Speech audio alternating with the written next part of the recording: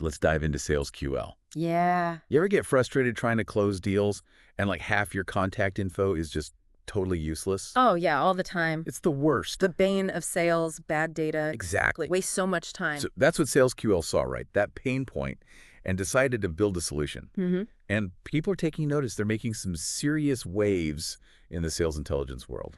It's interesting, they didn't start off trying to build this massive, all-in-one platform from day one. No. They really laser focused on a very specific problem, which was this dirty data issue that just plagues, it plagues so many sales teams. Yeah. But particularly, I think, for smaller businesses. Yeah, let's break down this dirty data thing. Okay. Like, what's the actual impact on businesses? What does it look like? Well, just imagine, think about all the time that you waste chasing down leads with information that's just wrong. Right? Correct. Emails bouncing, phone numbers disconnected. It's just, It's a time suck. incredibly inefficient. Yeah. So Sales QL saw that and said, Yes. we're going to build a tool to automate that. That's it. Get rid of that grunt work so you can actually, sell. Sell, right? Focus on what matters. Focus on what matters, exactly. Building relationships, closing those deals. So how did they go from this idea to something that can actually compete with the big guys?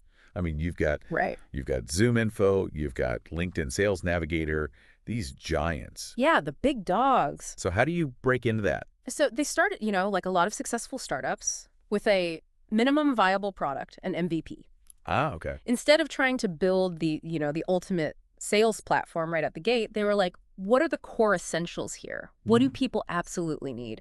And for them, it was contact discovery, making sure you have the right person, Right. and data enrichment, making sure that data is accurate and it's up to date. So get those basics right, first and foremost. Absolutely. Nail the fundamentals. But then how do you know you're on the right track, even with that? Right. So they were really smart about this. Okay. They were super receptive to feedback from their early adopters. Oh. And they didn't just fix bugs. They actually used that feedback to shape the platform, the whole thing, making sure that it aligned with real world. the real world workflows of salespeople. Yeah.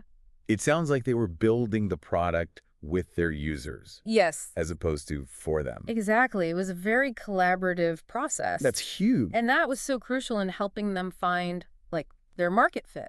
Okay. They realized pretty quickly that their sweet spot wasn't these giant enterprises, Right. with massive budget. Who can just throw money at the problem. Exactly. It was the smaller businesses and even individual sales reps. Okay. Who needed that accurate data, but they couldn't justify the crazy enterprise level pricing. So they found their niche. They found their people.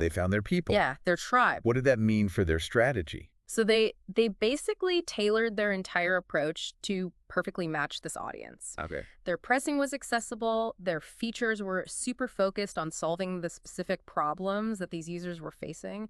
And even their marketing spoke directly to their needs. So it was like a whole package. The whole 9 yards. Not just a product. Exactly. It was like they were building a community around the product. Very smart. Yeah. And they never stopped listening. Okay. So that constant feedback loop allowed them to adapt really quickly. Keep them ahead of the curve. Stay ahead of the curve, absolutely. Which is important when you're going up against those giants. Oh, yeah, because we were talking about David and Goliath earlier. Yeah, exactly. And these guys are facing some serious Goliath. So how do they manage to compete when you've got these massive companies with, all the resources in the world?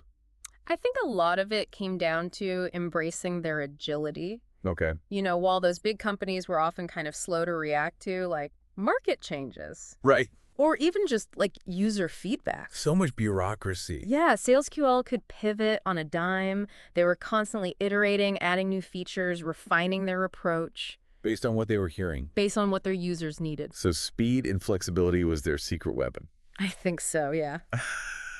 I like that. It's if those big companies were massive cruise ships, SalesQL was this nimble speedboat, just weaving through the market, responding to changes in the current, finding those untapped pockets of opportunity. That's a great analogy. Thanks. So it sounds like SalesQL found their niche. Yeah. Built a product that solves a real problem. For sure. Stayed agile enough to outmaneuver the competition. I think that's a pretty fair assessment. It's pretty impressive so far. Yeah, but it does raise some interesting questions Okay. as they continue to grow. Yeah. how do they maintain that agility? Right. Can they keep that like laser focus on their niche? Or will they need to like broaden their offering to compete on a larger scale? And how do they stay ahead of like the tech curve? Right, exactly. Like, could AI play a role in making their data even more accurate or their platform even more powerful? Oh, for sure. These are all really good questions. Yeah, and those are exactly the things we're going to dig into in the next part of our deep dive. All right, I'm excited to unpack that. Me too. It'll be fascinating to see where they go from here. Yeah, what the future holds. For sure. Absolutely. Stick around. We'll be right back after a quick break. You know, one thing that I always think about with these data-driven companies is how they handle all that information responsibly. Right. It's a big responsibility. Oh, absolutely. When you're dealing with so much data about people. Yeah, and it's something that, you know, from what I've seen, Sales QL seems to take very seriously. Okay. They've been pretty transparent about where they get their data, how they make sure that it's accurate, and how they make sure that it's compliant with, you know, all the privacy regulations and stuff. So they're not just gathering data. Right. They're thinking about the ethical implications. Yeah. They're thinking about the impact. Which is good to hear. It's essential. Especially these days. In today's world, yeah, for sure. And I think that sets them apart in a market where, you know, data privacy concerns are only growing. Absolutely. It's a huge differentiator. It builds trust with users when you're upfront about how you're using their data. Transparency is key. For sure. So beyond the ethical stuff, what are some of the other challenges that Sales QL might face as they kind of navigate the future? That's a good question. What keeps you up at night when you think about Sales QL? Well, one of the big ones that comes to mind is maintaining that balance between simplicity and advanced features. Right, because as you grow, there's always that temptation to add more bells and whistles, trying to appeal to a wider range of users. All the bells and whistles, all the shiny new toys. But could that make them lose sight of what made them successful in the first place? Yeah, that's the risk. That ease of use, that simplicity. Exactly. They need to be very strategic about which features they add. Making sure they genuinely add value. Yeah, making sure that they're actually enhancing the user experience, not just adding complexity. Right, and not overwhelming people. Right, because otherwise they risk alienating those loyal customers who are drawn to the platform. Because it was easy. Exactly, because it wasn't bloated with a bunch of features that they didn't need.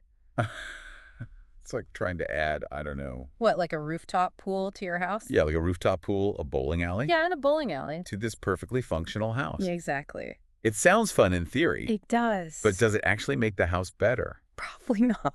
Probably not, right? Sometimes less is more.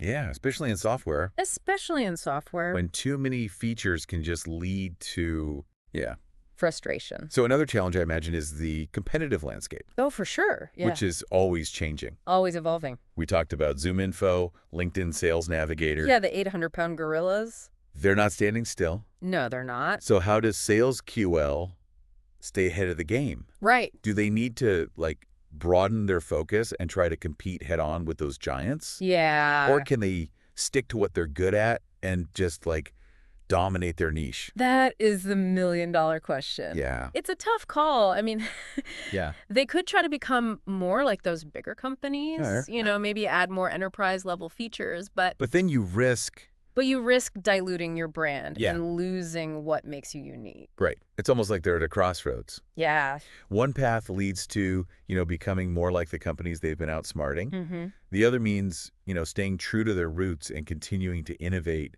within that niche. It's a classic innovator's dilemma. Yeah. It's going to be really interesting to see which direction they choose. For sure. And then, of course, there's AI. Oh, yeah. The elephant in the room. The elephant in the room, right. Can't talk about the future of anything these days without talking about AI.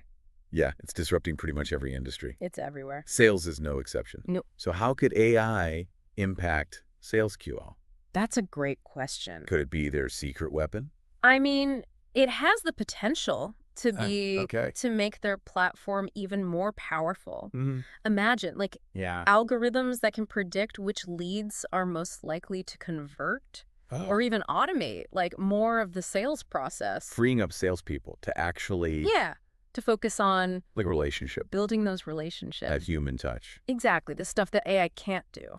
So it sounds amazing, but are there any, like, downsides to AI? Well, AI can be complex, and it can be expensive to implement. Okay. So SalesQL needs to be careful not to sacrifice their user friendliness in pursuit of like the latest AI-powered features. So don't overcomplicate it. Exactly. Keep it simple. Yeah, and also think about those potential biases. Oh, yeah, the biases that can creep into algorithms. Right. They got to be super careful about that. Because if they're not, they could end up perpetuating those biases. Exactly, which would be a huge problem. Yeah, not good. So yeah, they can't just blindly implement AI without thinking about, the ethical implications. Those second and third order effects. All of that. Yeah, it seems like they've got a lot to consider as they move forward. Oh yeah, they've got a lot on their plate. They've done an incredible job so far. They have. But the tech world is constantly changing. It never stops. They're going to have to keep adapting if they want to stay ahead. Absolutely. They got to stay nimble. So true. So their journey so far, I mean, it's fascinating. It's been quite a ride. It really is. Yeah. I mean, it's a great example of how a company can identify a real problem. Yeah. Build a solution that people actually love. And they love it. Yeah. And then outmaneuver these, like, much larger competitors. It's inspiring, for sure. It is. It's a great story. But it's clear that they're not done yet. No, not by a long shot. They're at a critical juncture. Yeah. The decisions they make now are going to have a huge impact. On their future. On their future, yeah. On the future of, maybe even the whole sales tech landscape. Okay, so we've really dug into SalesQL. Yeah. Their strategies, the challenges they're facing, those big questions about the future. Right. But I kind of want to zoom out a little bit now. Okay. Big picture. Where does SalesQL fit into, like, the evolution of sales itself? That's a great question. Where are we headed? It's where it gets really interesting because, I think SalesQL's story isn't just about one company. Right. It's about, like this massive shift that's happening across all industries, really. Yeah. We are in the age of data. We are. And knowing how to use that data, I mean, that's everything. It's make or break. It is. It's like everyone's got this map to buried treasure, right? Yeah. But only some people know how to actually read it. Right. And SalesQL is kind of providing the reading glasses. They're providing the tools. For sales teams. Yeah, to actually understand the data. To make sense of it all? Exactly. And what's really remarkable, I think, Yeah. is that they're making these insights accessible, not just to these, huge corporations. Yeah. Not just the Fortune 500. Right, but to smaller businesses who traditionally would just be priced out of these kinds of tools. They're leveling the playing field. So you have more people with access to the same powerful data. Yeah. Which theoretically should mean more innovation. More innovation. Exactly. Because, those small businesses, they're often the ones with the most, agile ideas. The scrappy ones. The ones who are really pushing the boundaries. So this is pretty exciting stuff. It is. It's a really exciting time to be in sales. So you posed a great question earlier. Yeah. About what role companies like SalesQL should play in this future where, data is king. Right. Now that we've kind of seen how they operate, what's your take on that? I think for me, it really boils down to responsibility. Okay. The more powerful these tools become, the more crucial it is that companies use them ethically. Right, with great power. Comes great responsibility. Exactly, it's Spider-Man wool. Yeah, exactly. And I think that means being really transparent about where the data comes from, how it's being used, and giving users control over their own information. So user control, transparency, those are key. Absolutely. And that's something that I find really fascinating about SalesQL is that they're not just selling a product. Right. They're actually they're shaping the conversation. Yeah, they're shaping how we think about sales in this digital age. I think so, yeah. And setting a standard, right? Setting the bar high. For how it should be done responsibly. That's the key, isn't it? Yeah. It's not enough to just be successful. You got to do it the right way. You got to do it the right way, exactly. And I think SalesQL understands that they're not just chasing profits. They're building a company that's both innovative and ethical. I like that. So as we wrap up this deep dive, it really strikes me that SalesQL's story, it's a glimpse into the future. Yeah, it's a glimpse into the future of business. Yeah. Data is this incredible resource. It is. It's incredibly powerful. But it's up to us to use it wisely. To use it for good. And as we've seen with SalesQL, that power can be used to build something truly remarkable. Absolutely. It's an inspiring story. Yeah, thanks for joining us on this deep dive. Yeah, thanks for having me. It's been a pleasure, as always. Likewise. And to our listeners, thanks for tuning in. We'll be back soon with another fascinating topic to explore. We'll see you next time. Until then, keep learning, keep questioning, keep pushing the boundaries of what's possible.